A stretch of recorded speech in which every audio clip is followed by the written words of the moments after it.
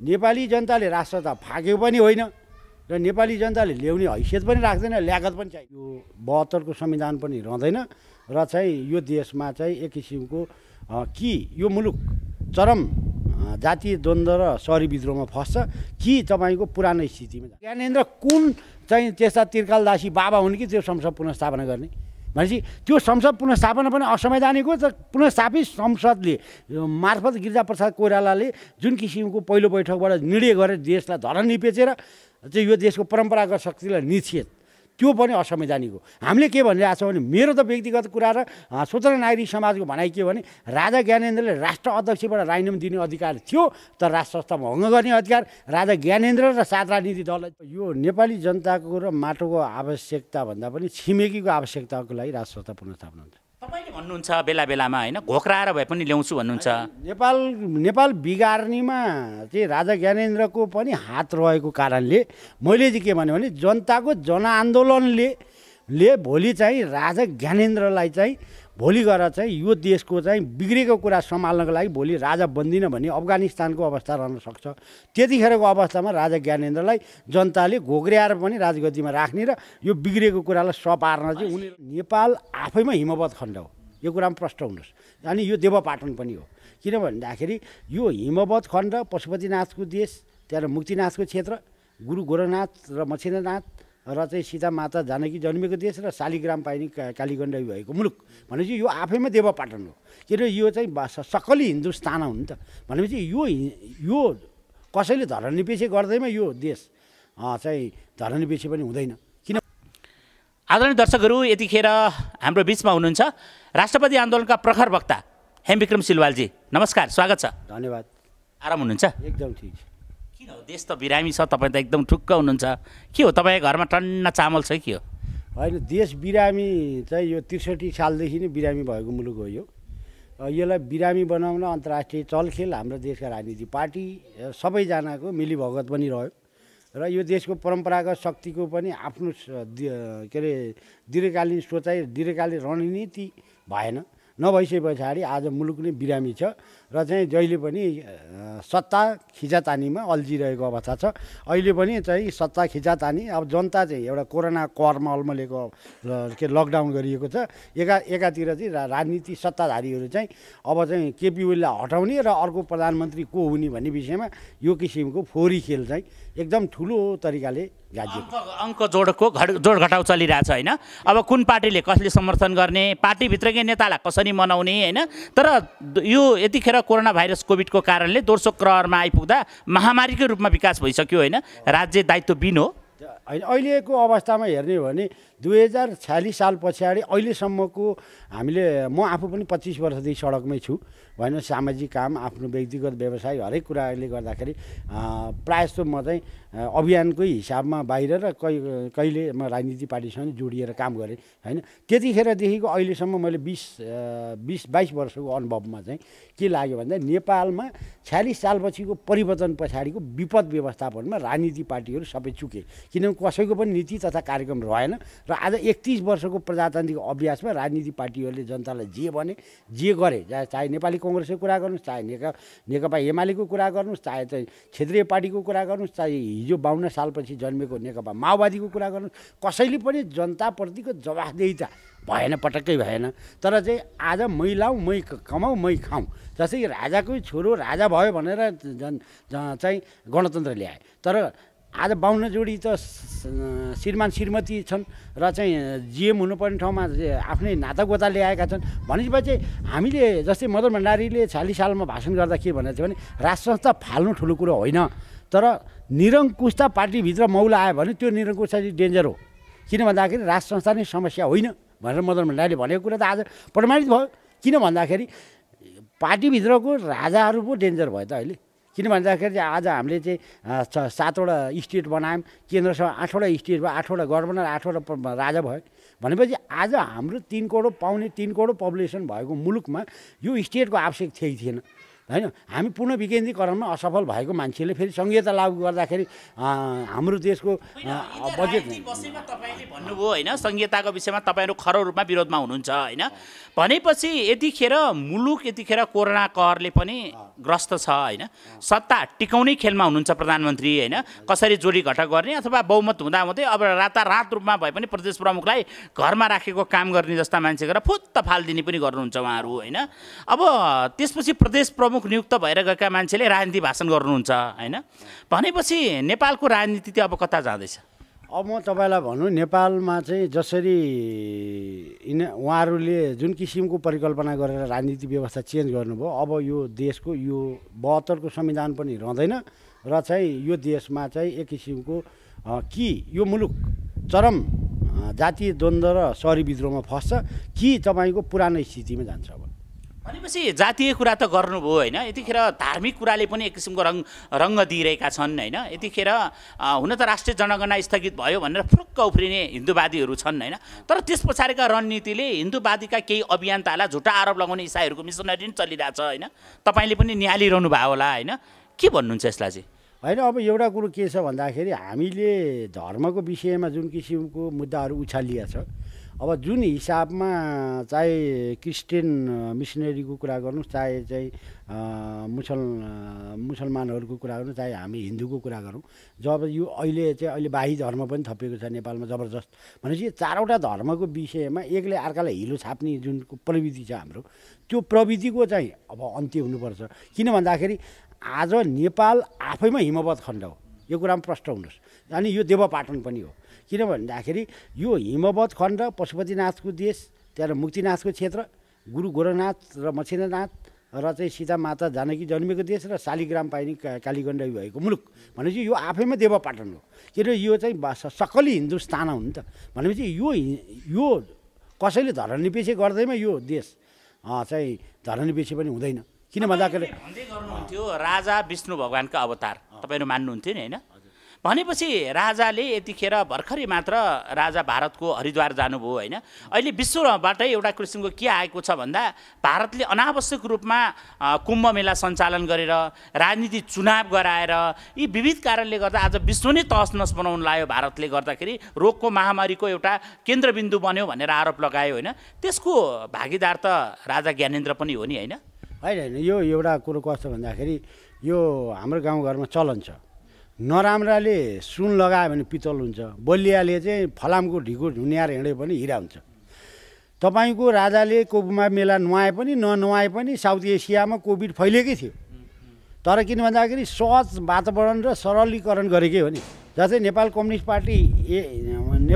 पार्टीको चाहिँ केपी ओलीलाई हटाउने परिस्थितिको लडाइँ हुँदाखेरि माधव नेपाल भर्सेस प्रचण्डको जुलुस पनि तपाईँले देखेको हो माधव त्यसलाई काउन्टर दिन चाहिँ सत्ताको सबै द्रोह गरेर चाहिँ प्रधानमन्त्री केपी ओलीले पनि शक्ति प्रदर्शन गरेकै हुन् भनेपछि त्यतिखेर चाहिँ कोभिड आएन एउटा कुरो के हो भन्दाखेरि तपाईँको कुम्भ मेलाको कुरा तपाईँले जोड्नुभयो नेपालको राजालाई जुन किसिमको नरेश भनेर जुन भारतले सम्बोधन गरे जस्तै लगभग तपाईँको संस्थाले गर्यो होइन एउटाले गर्यो या दुईटाले गर्यो तपाईँको 70-80 करोडको हाराहारीमा त त्यहाँ त हिन्दू छन् भनेपछि एउटा कुरो के भने नेपालको राजालाई भारतमा जुन कुम्भ मेलामा जुन किसिमको सम्मान गर्नुभन्दा 3 करोड जनतालाई सम्मानित हुने हो नि त आज नेपालको प्रधानमन्त्री गयो भने के इज्जत छ र भने म एउटा कुरा सोधौँ यहाँलाई हेर्नुहोस् अचम्मको कुरा गर्नुभयो क्या तपाईँले शङ्कराचार्य 4 जना हुनुहुन्छ होइन भनेपछि तपाईँले मान्दै आएको पूर्व राजा ज्ञानेन्द्र शाह होइन कुन शङ्कराचार्यको निमन्त्रणा जानुभएको थियो अलिक प्रश्न गरिदिनुहोस् न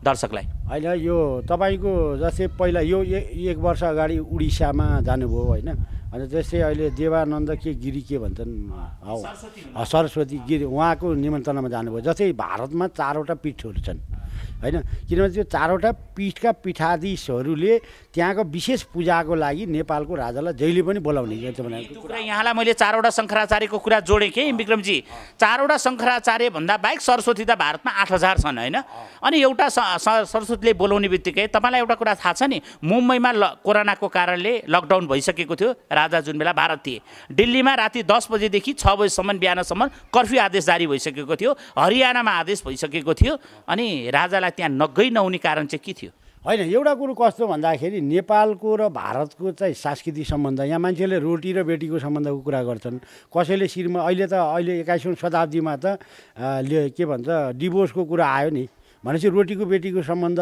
चाहिँ यो भारतको र नेपालको भनेको चाहिँ केही क्षणिक व्यक्तिहरूले स्वार्थपूर्ति गर्नको लागि रोटी र बेटीको सम्बन्ध भनिएको हो तर भनेपछि नेपालको तपाईँको चाहिँ मुक्तिनाथदेखि लिएर गएर पुरीसम्मको सम्बन्ध भनेको सांस्कृतिक सम्बन्ध हो आजको सम्बन्ध होइन यो कसैले यो राजा महाराजाले बनाएको सम्बन्धै होइन किन भन्दाखेरि हिजोदेखि सम्बन्ध हो जस्तै तपाईँलाई म भन्छु होइन जस्तै धार्मिक आध्यात्मिक सम्बन्धको कुरा यहाँले प्रकाश पार्नुभयो तर मैले यहाँलाई इङ्कित गरिरहेको कुरा खैर तपाईँ के को निमन्त्रणा जानुभयो त्यो कुरो अर्कै हो तपाईँहरू फर्केर आउँदा त राजाले अब ठुलै चिज लिएर आयो भनेर बुरुक बुरुक उफ्रेर उसमा विमानस्थल पुग्नुभयो नि है होइन तपाईँलाई एउटा कुरा भन्छु नेपाली 3.3 करोड जनताले यो नेपालको राजालाई विस्थापित गरेको पनि होइन यो देशको राजा भनेको तत्कालीन काङ्ग्रेस आई सोनिया गान्धी श्यामशरण प्लसले फालेको राजा हो त्यो भएको कारणले यो नेपालको फोर्स पनि भन्छन् नि त हेमविक्रमजी एउटा कुरा भनौँ न हेमविक्रमजी जनतालाई एउटा कुरा हेर्नुहोस् यो देशको राष्ट्रवादी अभियन्ताहरूलाई तपाईँको टेलिभिजन मार्फत यस लोकप्रिय टेलिभिजन मार्फत म भनिदिन्छु नेपाली जनताले राष्ट्रता फाकेको पनि होइन र नेपाली जनताले ल्याउने हैसियत पनि राख्दैन ल्यागत पनि छैन तर एउटा कुरा भन्छन् नि त जनताले त श्रीपेश नारायटीमा छोडेर सिंहदरबारमा प्रधानमन्त्री हुन आउँदा प्रधानमन्त्री त परिवर्तन हुने चिज राजा त परिवर्तन हुन्न थिए अब राजा त प्रधानमन्त्री बनेका रहेछन् त्यो बेलामा फुत्त फालिँदाखेरि प्रधानमन्त्री त राजा ज्ञानेन्द्र पो रहेछन् त्यही भएर फालिएका पनि त भन्छन् नि एउटा कुरो के छ भने 47 को संविधानकोमा व्यवस्था थिएन राजाले मन्त्रीपरिषद अध्यक्ष हुने तर उनले जस्तै अहिले यिनले खिरलाल रेग्मीलाई मन्त्रीपरिषद अध्यक्ष बनाएर निर्वाचन गरे नि त्यसै गरी 3 वर्षभित्रमा म निर्वाचन गर्छु भनेर राजाले जुन किसिमको अठोट गरेका थियो त्यतिखेरको अवस्थामा चाहिँ सार्कमा चाइनाको प्रस्ताव राख्ने बित्तिकै राजा ज्ञानेन्द्रको चाहिँ समस्या त्यहाँबाट सुरु भइहाल्यो त्यो भएपछि चाहिँ भारत र नेपालको जुन किसिमको सम्बन्ध मान्छेले रोटी बेटीको भन्छन् सांस्कृतिक सम्बन्ध राजनीतिक सम्बन्ध आज जुन किसिमको नेपालको रोइलो छ नि नेपालको रोइलोले के भइरहेछ भने तपाईँ प्रश्न के हुनुहुन्छ भने क्षेत्रीय सुरक्षा बिग्रिएको छ हाम्रो चाहिँ परराष्ट्र नीति पनि डामाडोल छ र त्यो भएकाले आज जुन किसिमको नेहरू एन्ड डक्ट्रिन अन्तर्गत नेपाललाई भारतमा अकुपाई गर्ने हिसाबको जुन 45 वर्षको भारतको प्रयास हो त्यसमा चाहिँ के भयो दरार भयो भन्दाखेरि नेपालमा चाहिँ परिवर्तन भारतको बलबुद्धामा भयो तर नेपालमा चाहिँ राजनीति र चाहिँ सुरक्षा नीतिमा चाहिँ चाइना हाबी भयो त्यो भइसके पछाडि भारतलाई खतरा भयो त्यो भएको कारणले गर्दाखेरि दुईवटा छिमेकीको सन्तुलन बिग्रियो त्यो बिग्रिसके पछाडि अहिले 14 वर्ष पछाडि उनीहरूको 45 वर्षको अभ्यास हो किनभने नेपाललाई अकुपाई गर्दाखेरि भारत सुरक्षित हुने कि टुक्रिने भन्ने विषयमा उनीहरूलाई बुझ्न पनि 45 वर्ष लाग्यो त्यो भएको कारणले क्षेत्रीय सुरक्षा खातिर पनि नेपाल सुरक्षित हुनुपर्ने र चाहिँ त्यो कारणले गर्दाखेरि नेपालको राष्ट्रता फाक्नको लागि जुन किसिमको भारतको तत्कालीन सत्ताले जुन प्रयास गर्यो त्यसको फलस्वरूप आज भारत असुरक्षित भएको कारणले गर्दाखेरि तत्कालीन गएको सत्ताले फालेको राष्ट्र संस्थालाई अहिले वर्तमान सत्ताले पुनर्स्थापना गर्दैछ यसमा नेपाली जनता भ्रम नपरे हुन्छ भनेपछि तपाईँले त एउटा अचम्मको कुरा गर्नुभयो है भारतको सरकार भनेर चिच्चाइरहनु भएको छ होइन भारतले योमा यतिखेर अन्तिम पटक राजा पुगिरहँदा भारतको कुन उच्च स्तरीय नेतासँग भेट भयो केही भन्न सक्नुहुन्छ तपाईँको यस्तो छ तपाईँको कतिपय कुराहरू गोप्य राखिएको छ होइन त्यो कारणले गर्दाखेरि म चाहिँ दरबारको प्रवक्ता पनि एउटा मैले अचम्मको कुरा खोलेँ भने अचम्म मान्नु होला नि राजाले विवादित मान्छेलाई भेटेका कुरा सामान्य नागरिक भेटेको कुरा बाहिर आउँछ होइन भनेपछि अमित शाह जो भारतीय गृहमन्त्री हुनुहुन्छ उहाँले भेटेका कुराहरू छन् उहाँ र राजाको भेट लगभग 9.5 मिनट भएको छ उहाँहरूको भेट होइन राजाले नमस्कार गरे नमस्कार गरेपछि कस्तो बिसन्चो भनेपछि उनी इठेर हिँडेका छन् होइन तपाईँ त्यसभित्रको एउटा राज खुल्यो भने अचम्म पनि हुनुहुन्छ होला नि तपाईँलाई थाहा पनि पाइसक्नु भएको होला दरबारसँग निकट सम्बन्ध पनि छ नि तपाईँको होइन होइन दरबारसँग मेरो सम्बन्ध होइन दरबारलाई पढ्दाखेरि गर्नुपर्छ भन्ने हाम्रो चाहिँ हिजो मुलुक एकीकरणदेखिको हाम्रो चाहिँ लिगेसी मात्रै हो होइन तपाईँले एउटा भन्नुहुन्थ्यो क्या राजाले कि तपाईँले भने जस्तो राजा ज्ञानेन्द्र फेरि राजगद्दीमा आउँछन् अब यो नेपाली जनताको र माटोको आवश्यकता भन्दा पनि छिमेकीको आवश्यकताको लागि राष्ट्रसत्ता पुनर्स्थापना हुन्छ तपाईँले भन्नुहुन्छ बेला बेलामा होइन घोक्राएर भए पनि ल्याउँछु भन्नुहुन्छ नेपाल बिगार्नेमा चाहिँ राजा ज्ञानेन्द्रको पनि हात रहेको कारणले मैले चाहिँ के भने जनताको जनआन्दोलनले भोलि चाहिँ राजा ज्ञानेन्द्रलाई चाहिँ भोलि गएर चाहिँ यो देशको चाहिँ बिग्रेको कुरा सम्हाल्नको लागि भोलि राजा बन्दिन भने अफगानिस्तानको अवस्था रहन सक्छ। त्यतिखेरको अवस्थामा राजा ज्ञानेन्द्रलाई जनताले घोक्र्याएर पनि राजगद्दीमा राख्ने र यो बिग्रेको कुरालाई सपार्न चाहिँ उनीहरूलाई विक्रम सिलवालले राजा ज्ञानेन्द्रलाई घोक्राएर भने राजगद्दीसम्म पुर्याउँछ। मैले व्यक्तिगत होइन, नेपाली जनताले घोक्र्याउँछ। किन भन्दाखेरि यो देश बिगार्न 7 राजनीति दल मात्रै जिम्मेवार छैन नि त। मैले पनि भन्न खोजेको हो, प्रधानमन्त्री हुन खोज्दा अहिले जसरी गद्दिने गयो होइन, अब फेरि चलखेल तपाईँले घोक्राउँछु भन्दाखेरि आज त नर्विक हस्पिटलमा हुनुहुन्छ होइन, अहिले स्वास्थ्यको कामना पनि म गर्छु होइन। तर कुरो के भन्दाखेरि नेपालको राज संस्था भङ्ग गर्ने अधिकार राजा ज्ञानेन्द्रलाई थिएन। तपाईँ सुरुमा आउनुभयो 62-63 को आन्दोलनमा गिरिजाप्रसाद कोइरालाले विघटित प्रतिनिधि सभालाई पुनर्स्थापना गर्नु पर्यो भने एक सूत्री एजेन्डा। तर राजाले संसद पुनर्स्थापना गर्नुपर्ने असंवैधानिक हो। यो म पोइन्टगत कुरा भन्छु। किन भन्दाखेरि निर्वाचित प्रधानमन्त्री शेरबहादुर देउवाले विघटन गरेको प्रतिनिधि सभालाई राजाद्वारा पुनर्स्थापना गर्नलाई 2047 सालको संविधानमा राजा ज्ञानेन्द्रलाई अधिकार कहाँ छ? उनी संवैधानिक राजा हुन्। किनभने सर्वोच्च अदालतको फुल बेन्चले संसद पुनर्स्थापना हुँदैन, तपाईँ ताजा जनादेशमा जानुहोस् भनेको कुरा छ। तत्कालीन अवस्थामा गिरिजाप्रसाद कोइराला र तत्कालीन एमालेको महासचिव माधव नेपालले रिट हाल्नुभयो। रिट हालिसकेपछि तपाईँ ताजा जनादेशमा जानुहोस् भनिसकेपछि ताजा जनादेशमा जानुपर्छ भनेर सर्वोच्चले फुल बेन्चले गरेको निर्णयलाई राजा ज्ञानेन्द्र कुन चाहिँ त्यस्ता तिर्कालदासी बाबा हुन् कि त्यो संसद पुनर्स्थापना गर्ने भनेपछि त्यो संसद पुनर्स्थापना पनि असंवैधानिक हो। त पुनर्स्थापित संसदले मार्फत गिरिजाप्रसाद कोइरालाले जुन किसिमको पहिलो बैठकबाट निर्णय गरेर देशलाई धरन निपेचेर चाहिँ यो देशको परम्परागत शक्तिलाई निछेद, त्यो पनि असंवैधानिक हो। हामीले के भनिरहेको छौँ भने मेरो त व्यक्तिगत कुरा र स्वतन्त्र नागरिक समाजको भनाइ के भने राजा ज्ञानेन्द्रले राष्ट्र अध्यक्षबाट राजीनामा दिने अधिकार थियो, तर राष्ट्र संस्था भङ्ग गर्ने अधिकार राजा ज्ञानेन्द्र र 7 राजनीति दललाई थिएन। भनेपछि राजा ज्ञानेन्द्रले श्रीपेच बुझाउने अधिकार थिएन भनेपछि त्यो परम्परा राज संस्थाको भूमिकाबाट उनी पछाडि हटे। उनी व्यापारी राजा भएको हुनाले व्यापारी सम्पत्तिको सुरक्षामा लागे। व्यापारी जे हुनु उनी आफ्नो ठाउँमा होलान्। तर मैले भने म स्वतन्त्र नागरिक समाजको संयोजक नि, भोलि म मरेँ भने यो नागरिक समाज त भङ्ग हुँदैन नि। डराए राजा? डराए होइन, हामी जस्तो व्यक्तिलाई राजाले दर्शन भेट हामीले दर्शन भेट मागेका थियौँ नि। मलाई दर्शन भेट दिएको भए राजा ज्ञानेन्द्रले नारीटी छोडेर निर्मल निवास जानु पर्दैन थियो के। कुरा बुझ्नुहोस् न, किनभने त्यहाँ त दरबार त यहाँ निवास होइन नि, अझ त्यहाँबाट पारिपट्टि होइन। ठिक छ, त्यो कारणले गर्दा मैले के भने यो नेपालको दरबार भतुवा पालेर बिग्रेको दरबार, त्यो कारणले गर्दाखेरि यो मुलुक एकीकरण गर्ने सिपाहीका छोरा एकजना पनि दरबारमा चाहिँ सल्लाहकार छैनन्। त्यो भइसकेपछि यो राजाले दुःख नपाएर म त के भन्छु धन्न राजा हुनलाई त सचिव हुन त दाइजोमा आउनुपर्छ, सचिव हुनको लागि त चाकडी बजाउनु पर्छ होइन। सचिव भइरहेको मान्छे सचिव खुस्किनको लागि आरेघाटे पुग्नुपर्छ होइन। अनि आरेघाटले घरले जा नभनेसम्म सचिव हट्दैनन् नि है। होइन त्यही त दरबार भनेको भतुवा पालेर बिग्रेको यो दरबार हो। त्यो भएको कारणले यो मैले त महाराज धीराजलाई भेट्दाखेरि भने तपाईँहरू बिग्रिएको भनेको 7 सालदेखि भने भतुवा पालेर बिग्रिएको हो। कतिचोटि भेट्नु भयो राजालाई? मैले 10औँ धेरैचोटि भेटेँ। अब यो अहिले भारत भ्रमणपछि पनि मेरो भेटघाटको कुराकानी मैले अघि बढाएको थिएँ होइन। अब चाहिँ अब कोभिड उहाँलाई नै देखेका कारणले भेट भएन भने चाहिँ मैले एम विक्रम सिलवाललाई नर्विकमा भेट्थ्यौँ कि अरू कतै होइन, मैले निर्मल निवासमै गएर भेट्थेँ। मलाई भेट्ने ठुलो कुरा होइन नि। राजालाई भेट्न जानुभयो? अहिले म गएँ, तर मैले नर्वीको ढोकामा गएर उहाँका आसेपासेलाई भेटेँ। तपाईँले घोक्राउन आयो भने नभेट्न नदिए हो कि के हो? बिरामी हुनुहुन्छ होइन, त्यो त एउटा राजनीति भाषामा मैले मिलाएर बोलेको कुरा हो। तर कुरो के हो भन्दाखेरि नेपालमा राज संस्था अब छिटो फर्किन्छ। कसले फर्काउँछ भने जसले फालेको उसले ल्याउँछ। भनेपछि एकदमै महत्त्वपूर्ण कुराकानी भयो। मैले यो राजनीति विशेष सोधिरहँदा मैले सोध्न बिर्सेको र यहाँले भनौँ जस्ता लागेको कुरा केही छ भने भनिदिनुहोस् न। होइन, राजनीतिक पार्टीहरूले अहिले जुन किसिमको गल्ती गरे, जुन किसिमको फोरी खेलमा अल्मले राजनीतिक पार्टीहरूले आफूले गणतन्त्र ल्याएको दाबी गरिरहँदाखेरि भारतीय संस्थापन पक्षले यो गणतन्त्र पनि हामीले ल्याइदिएको, 7 साल पनि हामीले गरिदिएको, 52 साल पनि हामीले गरिदिए, 46 साल पनि हामीले गरिदिए, 62-63 हामीले गरे भनेपछि यहाँका राजनीतिक पार्टीका नेताहरू बुख्याचा मात्रै भए। किन भन्दाखेरि उहाँहरू गोटी मात्रै हुनुभयो, लेन्डी दोर्जेको स्थानमा उहाँहरूको हैसियत भयो। त्यो भएको कारणले गर्दाखेरि म राजनीतिक पार्टीलाई पनि के आग्रह गर्छु भने तपाईँहरूले तमाम गल्ती गरिसक्नुभयो भनेपछि यो देशको परम्परागत शक्ति र राजनीतिक पार्टी मिल। किन भन्दाखेरि 21औँ शताब्दीमा प्रजातन्त्रको विकल्प प्रजातन्त्रै हुन्छ। हामीले वेस्टमिनिस्टर सिस्टमलाई अँगालेको हो। बेलायतबाट सुरु भएको यो प्रजातान्त्रिक अभ्यास हो। बेलायतले पनि 11 वर्ष राज संस्था बिन अभ्यास गर्यो।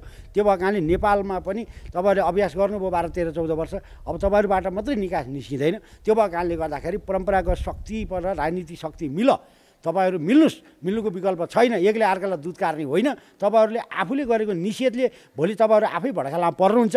त्यो भएको कारणले गर्दाखेरि जुन शक्तिलाई तपाईँहरूलाई प्रयोग गरेको थियो, जुन किसिमको नेपालको राष्ट्र संस्था फालिसकेपछि नेपाललाई अकुपाई गर्नुपर्छ भन्ने शक्ति नै आज राष्ट्र संस्था फर्काउन भनेर लाइसके पछाडि राजनीतिक पार्टीहरूले अब राजाप्रति धारे हात लाउने, नारेटीतिर फर्केर ढ्वाङ फर्काएर भाषण गर्ने, यी कुराहरू छोड्नुहोस्। तपाईँहरूले राजा ज्ञानेन्द्रले सामान्य प्रतिगमन गर्दाखेरि तपाईँहरूले निषेधै गर्नुभयो। त्यो भएको कारणले यो कुरामा सबै मिल्नुपर्छ र यो देश सबैको हो भन्ने हुनुपर्छ। अब तपाईँहरूको यो चालबाजी, तपाईँहरूको कमाइ खाने भाँडो पनि र यो राजनीति पनि अब बन्द हुन्छ। त्यो भएको कारणले सबैजना मिलोस् भन्ने चाहिँ स्वतन्त्र नागरिक समाजको भनाइ हो। यदि मिल्नु हुन भयो भने नेपालमा छिटै अधिनायकवाद आउँछ र निरङ्कुश आउँछ। त्यो निरङ्कुशताले राजनीतिक पार्टी सधैँको लागि बन्द हुन्छ भन्ने हाम्रो विश्लेषण हो। समय दिनुभयो, यसका लागि धन्यवाद। धन्यवाद। जय गुरु।